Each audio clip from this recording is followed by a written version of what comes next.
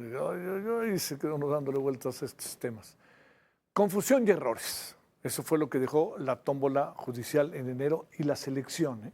Y la selección hecha a través de las exámenes, la presencia, la presentación de, ojo con ello, de las y los candidatos con los tres poderes de la Unión. Bueno, el presidente, esta tómbola organizada por la mesa directiva, por el Senado, por el Legislativo, pero encabezada por el presidente del Senado, Gerardo Fernández Noroña, ahí eligieron a 400 aspirantes al Poder Judicial, pero no por mérito, ni por preparación, sino por sorteo. Fue un asunto, 1.400 dije, ¿cuánto dije? 1.400. Todo esto fue debo de decirle, no fue en muchos casos no fue por preparación, sino no nos hagamos por sorteo. Fue un asunto de suerte, no de trayectoria. Y como era de esperarse, salieron perfiles afines. De repente, qué extraña casualidad, la 4T. Ese caos que fue la tómbola judicial lo seguimos arrastrando hasta hoy, cuando ya vieron que había aspirantes que probablemente tuvieran o tengan vínculos con el crimen organizado. Esta tómbola se dio a raíz de que el 8 de enero el Comité de Evaluación del Poder Judicial suspendió su proceso de selección de candidatos, ojo, cumpliendo con una orden judicial. O sea, imagínense el Comité del Poder Judicial no acatando una orden del Poder Judicial. Bueno, luego vino el fallo del 27 de enero del empático Tribunal Electoral con el gobierno, que ordenó al Senado realizar el sorteo de candidatos para hacer la selección que no hizo el Comité del Poder Judicial, violando la ley. Pero es que estábamos en eso, teníamos que hacerlo. Y como todo en el Senado, presidido por Fernández Noroña, pues hizo en automático, o si quiere utilicemos el anglicismo, en fast track. El 30 de enero ya estaban realizando el sorteo y ahora empezamos a ver los resultados de ese sorteo. El presidente de la mesa directiva del Senado solicitó información a la Fiscalía General de la República, a la Secretaría de Seguridad y Protección Ciudadana y al INE sobre los candidatos a elección judicial que presuntamente no cumplen con el principio de elegibilidad debido a posibles vínculos con grupos delictivos. El presidente del Senado destacó que envió oficios a cada una de esas instituciones solicitando información específica sobre algunos casos con el objetivo de evaluar si estos aspirantes deberían ser excluidos del proceso electoral del 1 de junio. Un trabajo que debe haber hecho otra instancia. Pero bueno, Arturo Espinosa Silis, director del Laboratorio Electoral. Arturo, muchas gracias que estás con nosotros. ¿Cómo te ha ido? Gracias, Arturo. Buenas noches, Javier. Gracias. Qué gusto saludarte y platicar contigo. El mío. ¿Cómo ves todo esto? No te diría, después de tantas violaciones al Estado de Derecho y a las reglas que ellos mismos se impusieron, a ver en qué estamos y yo te diría cuál es el derrotero de las cosas, porque realmente obligan a instancias que no es su responsabilidad. Y vete a saber de los 3,000 y tantos que vamos a elegir o que van a elegirse, ¿cuántos no están en caminos similares a estos 11 o estos 20? Claro, yo creo que lo primero que hay que señalar, Javier, que esto es producto del desaseo con el que se ha llevado a cabo el proceso de esta elección judicial.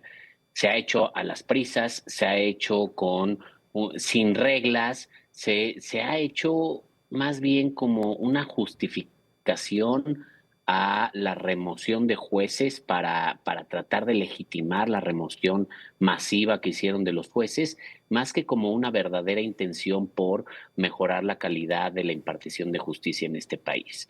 Desde que el Senado emitió la convocatoria para conformar los comités de evaluación, se señaló que era una convocatoria vaga, genérica, en la cual no había directrices, no había criterios objetivos y claros para hacer la selección de los perfiles.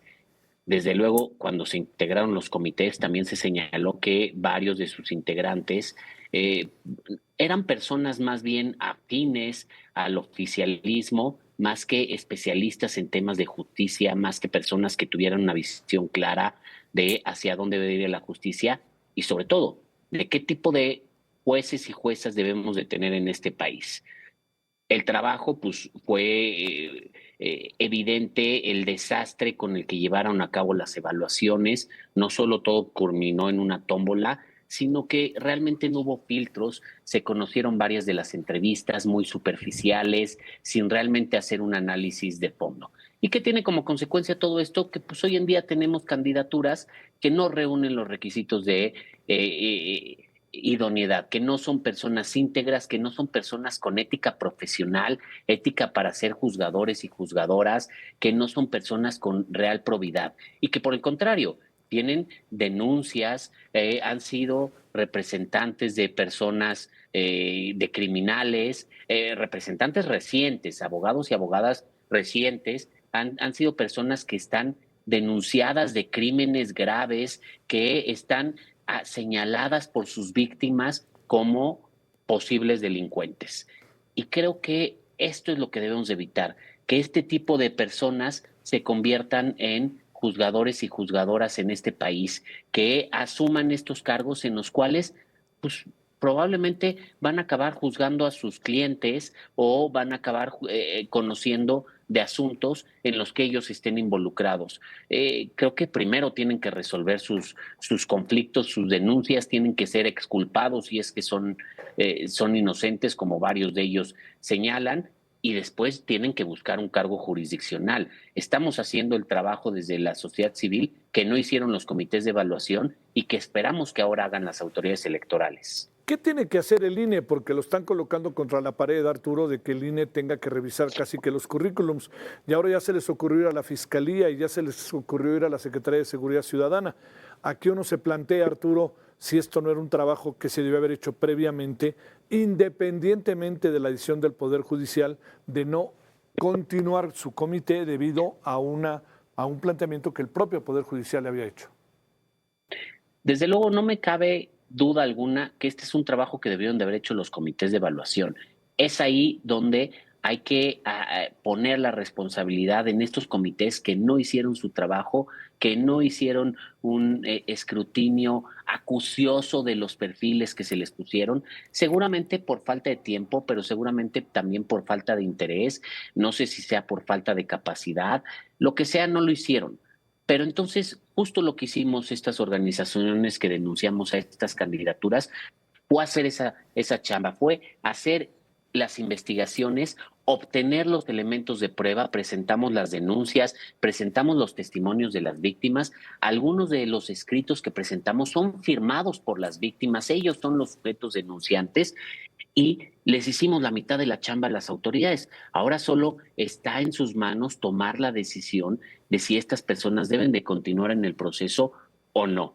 Y aquí pues pueden tomar dos caminos: realmente salvaguardar la integridad del proceso, realmente cuidar que las personas que puedan aspirar a ser jueces y juezas en este país sean personas probas, sean personas éticas, sean personas que tengan los estándares, la idoneidad para ocupar esos cargos, o ocupar tecnicismos, ocupar formalismos jurídicos, mostrarse sumamente estrictos y salirse por la tangente, como han ocurrido en muchos otros asuntos, sí, en donde se han hecho valer irregularidades y acaban desechando, acaban con algún formalismo jurídico y evitan también asumir responsabilidad.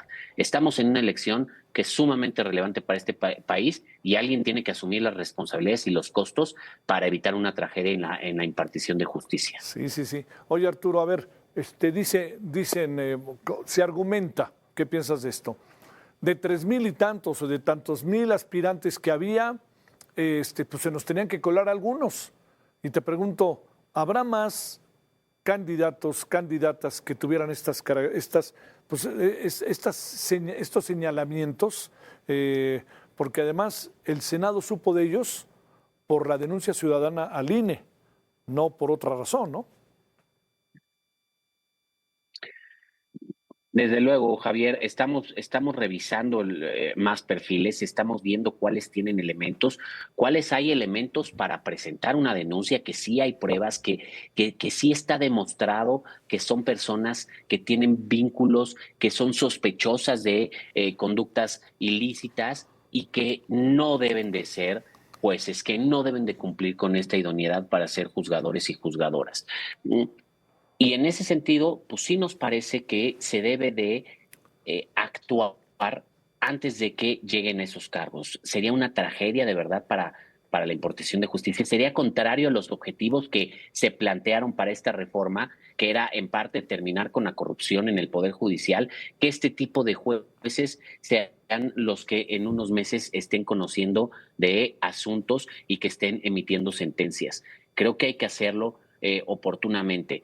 Como lo señalé, en su momento se impugnaron las convocatorias emitidas tanto por el Senado como por los comités, se les señaló cuáles eran los requisitos, cuáles son los estándares internacionales que se ha establecido que deben de cumplir las personas juzgadoras, se establecieron en las demandas, se estipularon ahí para que las convocatorias al menos adoptaran algunos de estos estándares y el tribunal desechó esos asuntos, el tribunal confirmó las convocatorias, el tribunal no juzgó buscando realmente perfiles idóneos, aptos para ser jueces y juezas en este país. Y en su momento también los comités ignoraron esto. A organizaciones internacionales, organizaciones nacionales, nos acercamos a especialistas para plantear cuál debe ser el perfil idóneo para un juez y una jueza, y todos fuimos ignorados y ahora por eso estamos en esta posición. Nuevamente tienen una oportunidad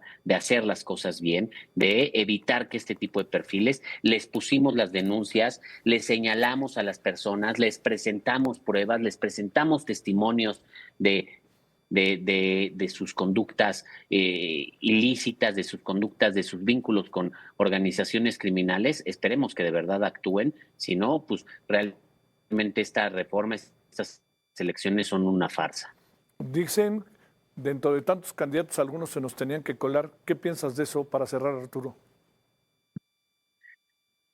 No se debería de colar ninguno. Me parece que eso es un error, es lavarse la cara es salirse por la tangente. Sí. Creo que al contrario deberían de asumir su responsabilidad y decir que van a hacer ajustes, vamos a revisar las reglas y vamos ahorita a tomar medidas para que ni una sola de las personas juzgadoras tenga antecedentes o vínculos con organizaciones criminales. Fue de los riesgos que se señalaron desde antes de esta reforma y son los riesgos que se están convirtiendo en realidad hoy en día y que lo único que hacen es lavarse las manos y echar responsabilidades hacia el otro lado en lugar de asumirlas. Te mando un saludo, Arturo. Gracias que estuviste con nosotros. Buenas noches.